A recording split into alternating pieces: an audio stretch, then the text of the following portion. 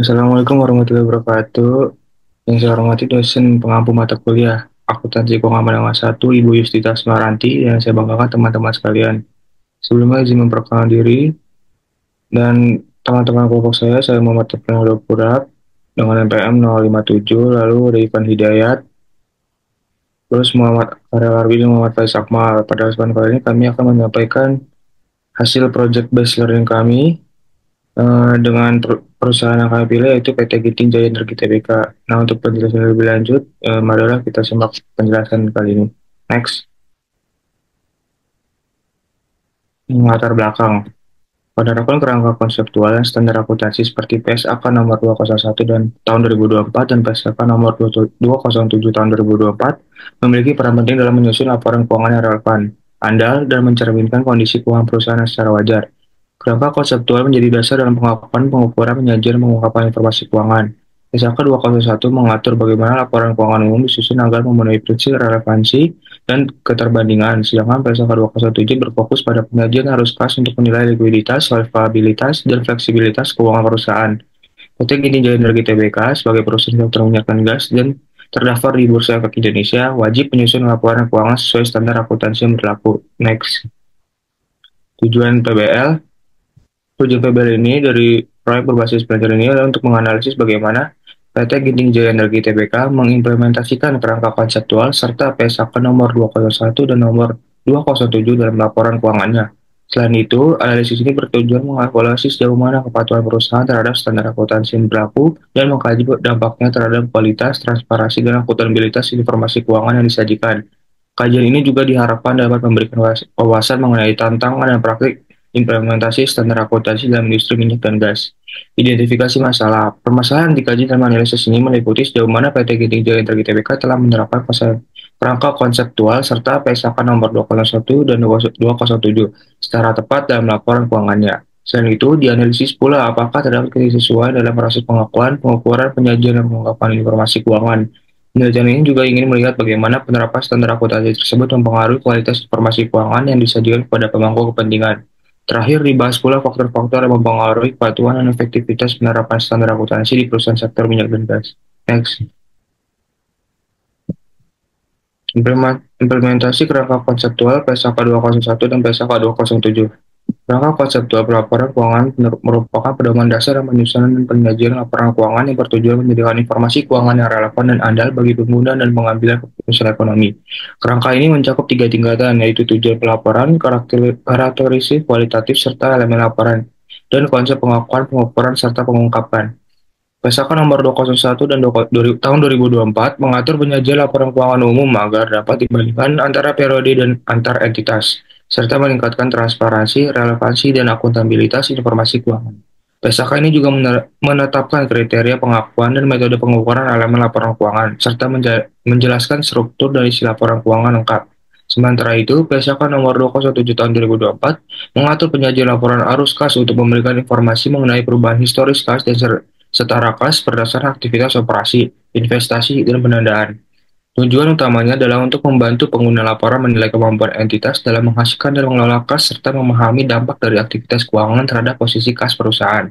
Dalam kasus PT Ginting Jaya Energi Tbk, penerapan ketiga regulasi tersebut dilakukan guna memastikan laporan keuangan terjadi secara wajar, transparan, dan sesuai standar yang berlaku, sehingga dapat meningkatkan kepercayaan pemangku kepentingan dan mendukung pengambilan keputusan lebih baik. Next,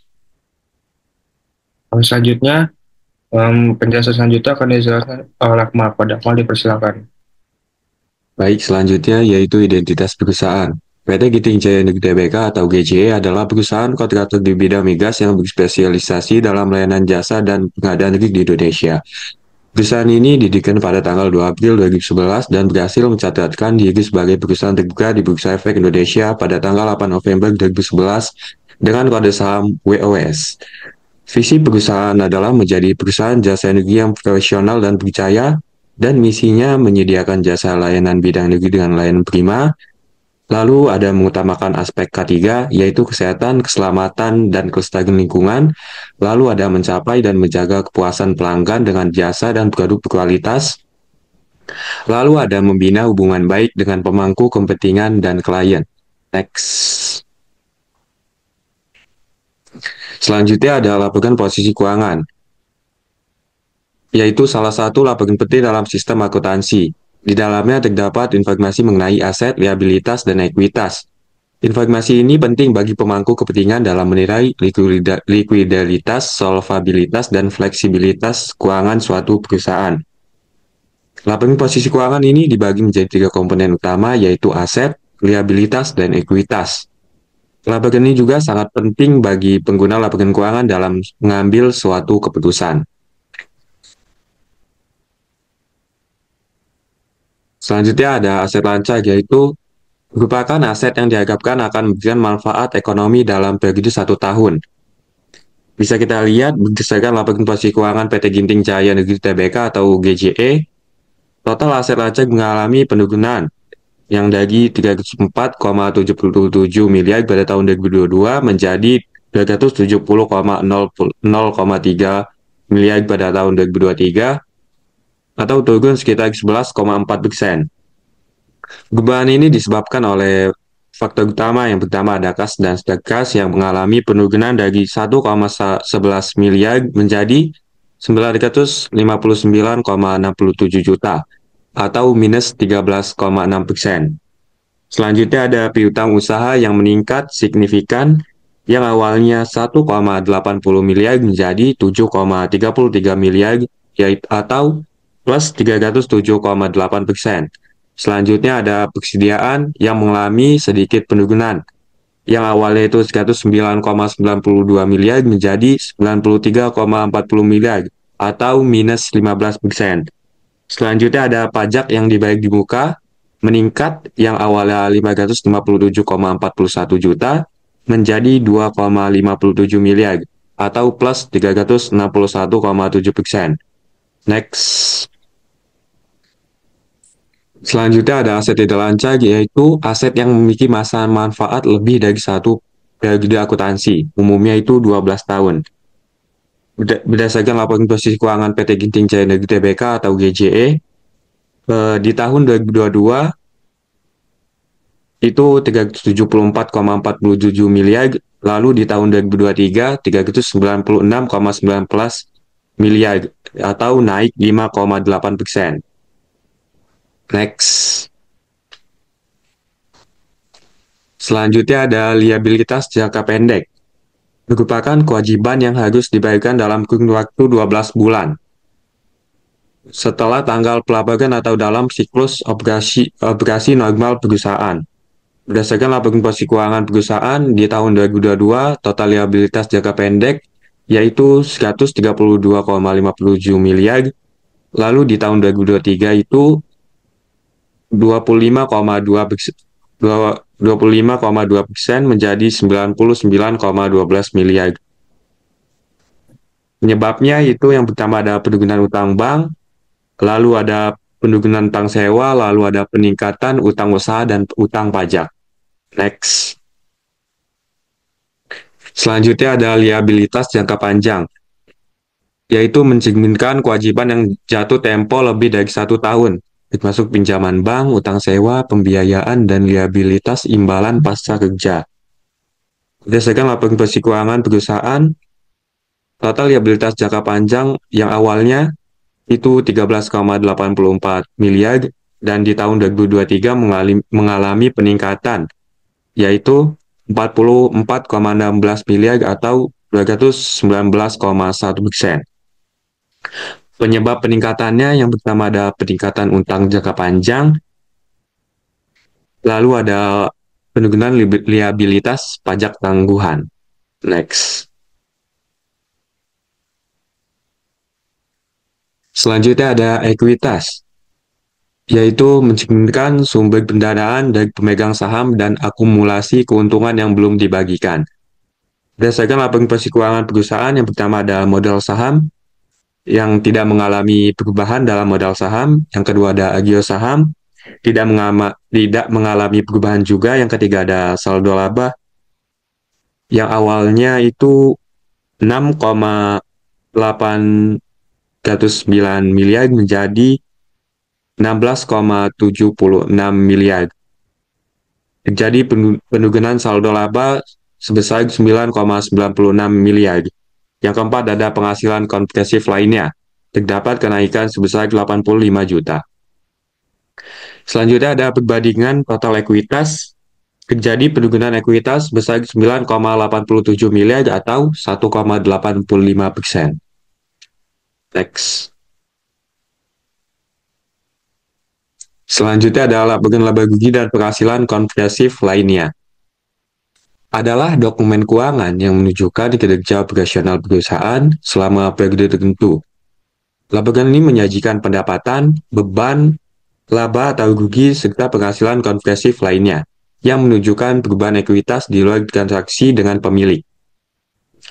Nah, berdasarkan laporan laba rugi, pendapatan usaha mengalami peningkatan signifikan sebesar 23,9%, yang awalnya itu 98,69 miliar menjadi 122,48 miliar. Lalu ada di sisi lain, beban pokok penjualan juga mengalami peningkatan, yang awalnya 97 miliar menjadi 105,71 miliar.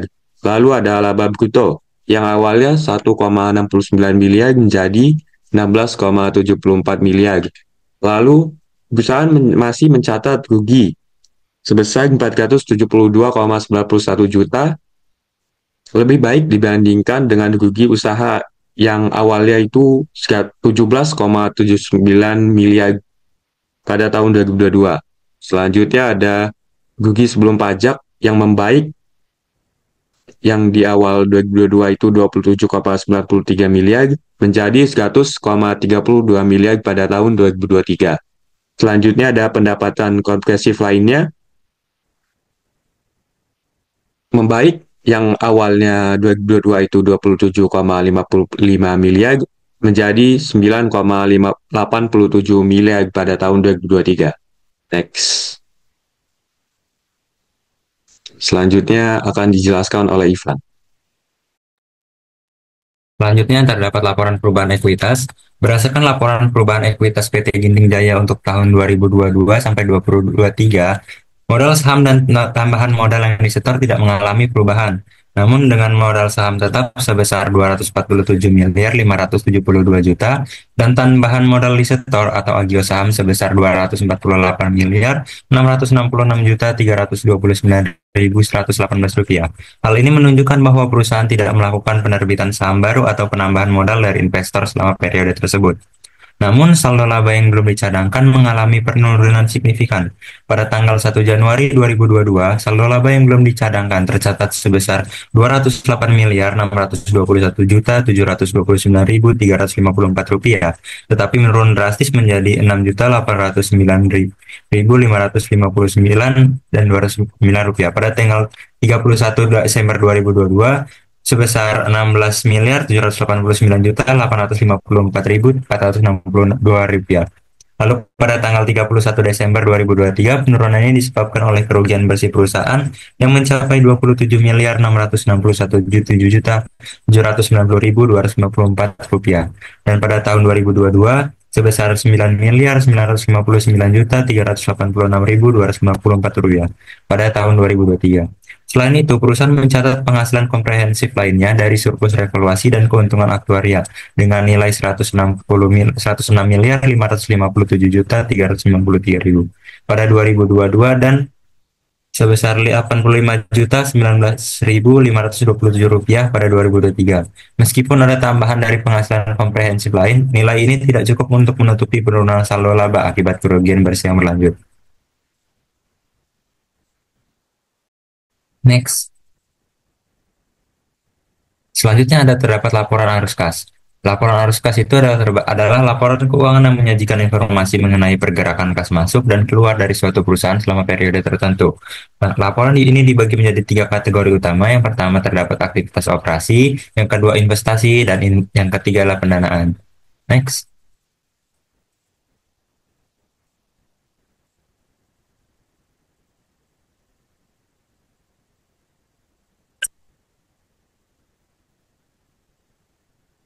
Berdasarkan PT Ginting Jaya, melalui arus kas dari aktivitas operasi, PT Ginting Jaya mengalami peningkatan signifikan dari 5,98 miliar pada tahun 2022 menjadi 15,57 miliar pada tahun 2023.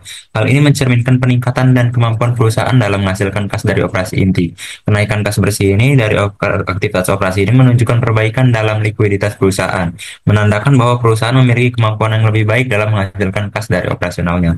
Selanjutnya terdapat aktivitas dari kas investasi. PT Ginting Jaya memiliki kas bersih yang digunakan untuk investasi mengalami penurunan dari surplus 341,25 juta pada tahun 2022 menjadi defisit 11,69 miliar pada 2023. Secara keseluruhan, peningkatan belanja modal mencerminkan langkah strategis di perusahaan dalam ekspansi, meskipun menyebabkan defisit dalam arus kas investasinya.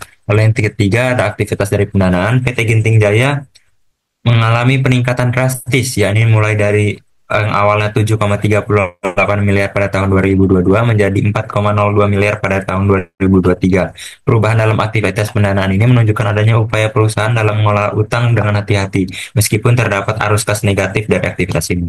Next.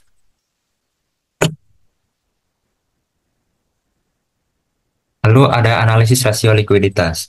Analisis rasio likuiditas merupakan salah satu alat perhitungan yang digunakan pada analisis laporan keuangan. Hal ini bertujuan untuk mengukur kemampuan perusahaan dalam memenuhi kewajiban jangka pendek. Selain itu, analisis ini juga mengukur bagaimana perusahaan dapat mengubah asetnya agar dapat membayar utang yang akan jatuh tempo dalam waktu depan.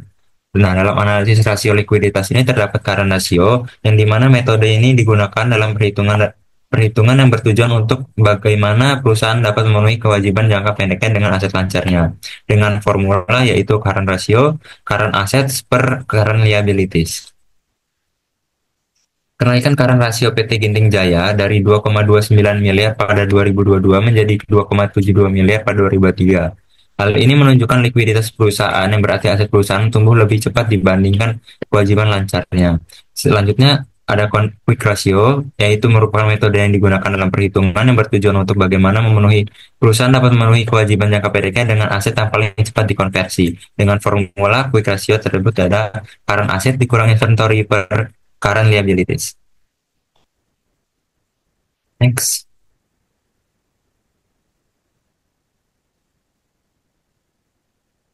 Kenaikan quick ratio PT Ginting Jaya yang dari awalnya 1,46 miliar pada tahun 2022 menjadi 1,78 miliar pada 2023 menunjukkan bahwa perusahaan memiliki likuiditas yang lebih baik dan semakin mampu memenuhi kewajiban jangka pendeknya tanpa bergantung pada ketersediaan. Lalu yang terakhir ada cash ratio, merupakan cash ratio yang mengukur kemampuan perusahaan dalam melunasi kewajiban jangka pendeknya hanya dengan menggunakan kas dan setara kas dengan formula cash and cash equivalent per short term liabilities. Pada PT Ginting Jaya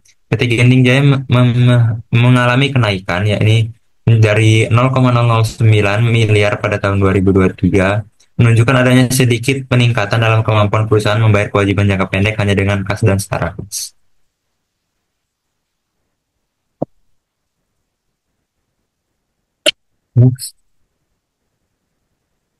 Analisis rasio solvabilitas. Analisis rasio solvabilitas merupakan salah satu alat perhitungan yang digunakan pada analisis laporan keuangan.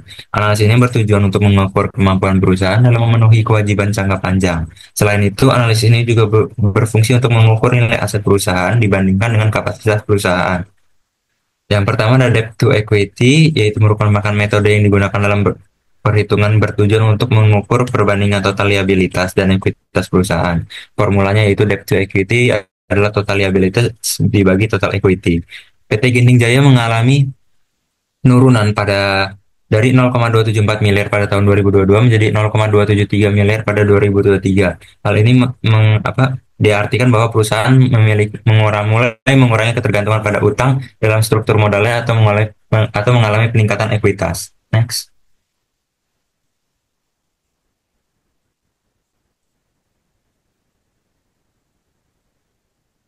Lalu yang kedua ada long term debt to equity, yaitu utang jangka panjang terhadap ekuitas, yaitu merupakan metode yang digunakan dalam perhitungan rasio untuk menentukan perbandingan proporsi utang jangka panjang dan total ekuitas yang digunakan pada saat pendanaan operasional dan investasi dengan formula yaitu long term debt dibagi dengan total equity. Kenaikan long term debt to equity pada PT Ginting Jaya dari 0,2 miliar pada tahun 2022 menjadi 0,08 miliar pada tahun 2023. Hal ini menunjukkan proporsi utang jangka panjang terhadap ekuitas meningkat. Hal ini mengindikasikan bahwa perusahaan mengambil lebih banyak utang jangka panjang, mungkin untuk ekspansi, investasi aset, atau pendanaan proyek. Meskipun peningkatan ini membantu pertumbuhan bisnis, perusahaan juga harus memastikan bahwa utang tersebut dapat dikelola dengan baik, agar tujuannya tidak membebani keuangan di masa depan. Next.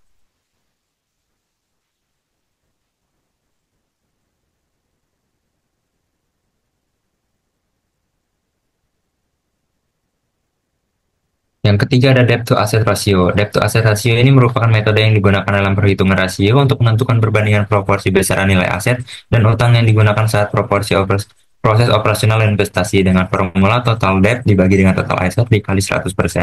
Penurunan debt to asset ratio pada PT Ginting Jaya mengalami penurunan mulai dari 0,2155 miliar pada tahun 2022 menjadi 0,2150 miliar pada tahun 2023. Hal ini menunjukkan bahwa proporsi total utang terhadap total aset perusahaan sedikit berkurang. Ini mengindikasikan bahwa perusahaan mulai mengurangi ketergantungan pada utang atau mengalami peningkatan aset secara keseluruhan. Selanjutnya ada analisis rasio rentabilitas, yaitu usaha merupakan perhitungan yang bertujuan untuk mengukur kemampuan suatu perusahaan dalam menghasilkan laba pada waktu tertentu. Dengan melakukan analisis rasio rentabilitas, perusahaan dapat mengidentifikasi kekuatan dan kelemahan operasionalnya. Selain itu, analisis ini juga memudahkan investor dan kreditor dalam pengambilan keputusan mengenai investasi dan pemberian kredit. Next.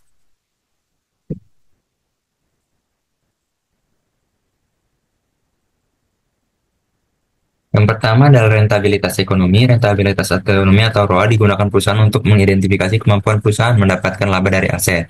Ketika persentase ROA semakin tinggi, maka produktivitas perusahaan juga semakin tinggi dengan formula net income dibagi average total aset.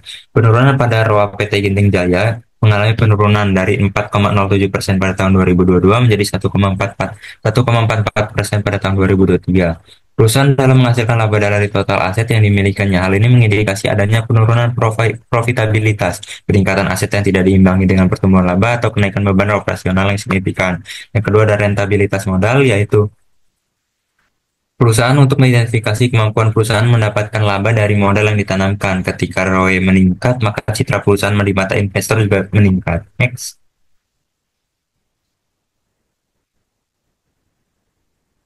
Rumus dari formula ROE yaitu net income atau annual per dibagi shareholder equity dikali 100%.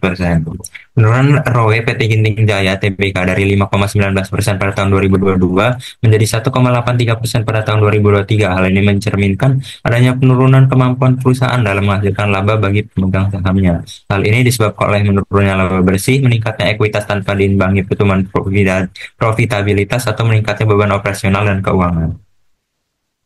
Next. Materi selanjutnya akan dibacakan oleh Farel Albi. Selanjutnya kita masuk ke dalam implementasi PSAK. Yang pertama itu ada aset, liabilitas, dan ekuitas. Pada tahun 2023, aset PT Ginting Jaya Energi Tbk tercatat sebesar 684,36 miliar, naik tipis dari 679,23 miliar di tahun sebelumnya. Liabilitas turun menjadi 153,23 miliar, sementara ekuitas berada di 531,13 miliar. Di tahap pengukuran, aset tetap diukur berdasarkan biaya perolehan dikurangi akumulasi penyusutan. Contohnya, aset tetap turun dari 285,78 miliar pada tahun 2022 menjadi 269,51 miliar pada 2023 karena depresiasi. Kemudian, masuk ke dalam pengakuan, aset diakui jika manfaat ekonomi masa depan kemungkinan besar mengalir ke perusahaan dan diukur andal. Piutang usaha, pihak ketiga meningkat signifikan menandakan kenaikan penjumlahan kredit.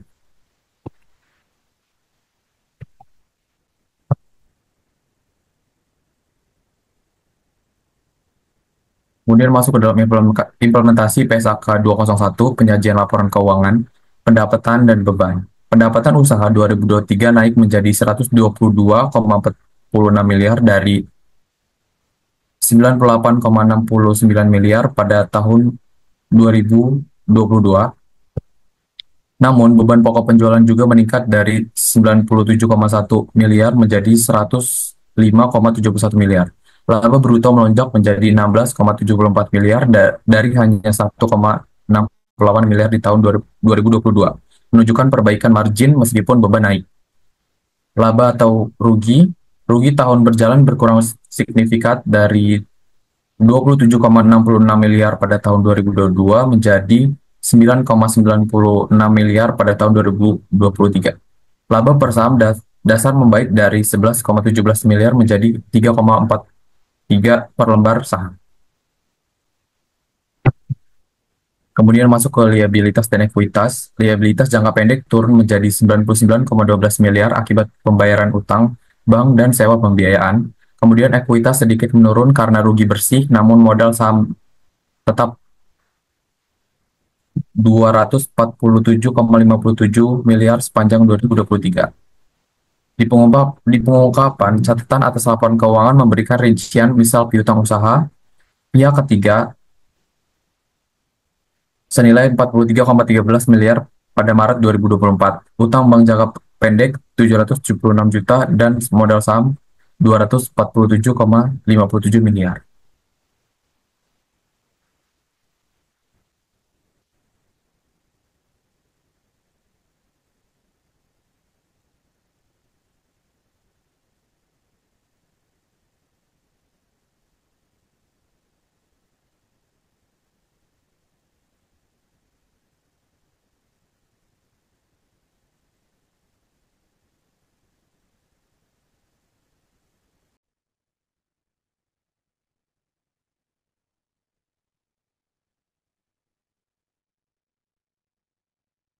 Udah ya?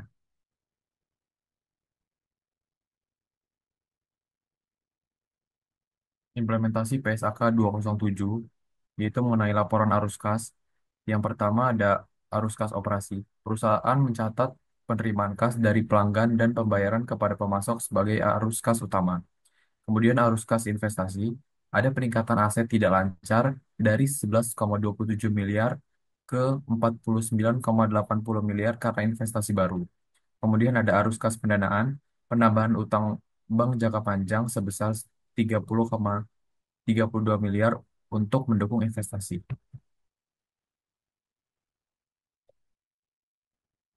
Simpulan, PT Giting Jaya Energi Tbk berhasil meningkatkan pendapatan dan menekan rugi bersih secara signifikan pada 2023.